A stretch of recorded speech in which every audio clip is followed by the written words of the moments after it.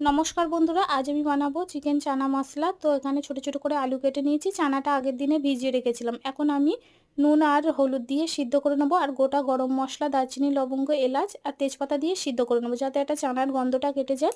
এখন কড়াইতে তেল দিয়েছি, তেলের মধ্যে গোটা জিরে, শুকনো লঙ্কা, তেজপাতা দিয়েছি। তারপর কুচনো পেঁয়াজ দিয়ে ভেজে নিয়েছি, আর টমেটো দিয়ে অল্প একটু লবণ দিয়ে ভালো করে নাড়িয়ে চাড়িয়ে আদা রসুন বাটা দিয়েছি 2 চামচ, আর ধনে জিরে বাটা দিয়েছি।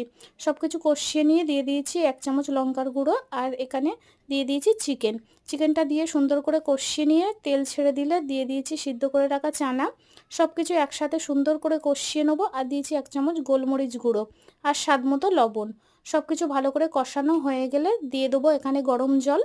তো গরম জলটা দিয়ে ভালো করে আমি কিছুক্ষণ ঢাকা দিয়ে ফুটিয়ে রান্না করে নেব। লাবানোর আগে গরম মশলা, ধনেপাতা কুচনো দিয়ে লাবিয়ে নেবো নাড়িয়ে চাড়িয়ে। তো রেসিপিটা যদি ভালো লেগে থাকে লাইক, কমেন্ট, শেয়ার ও সাবস্ক্রাইব করে আমার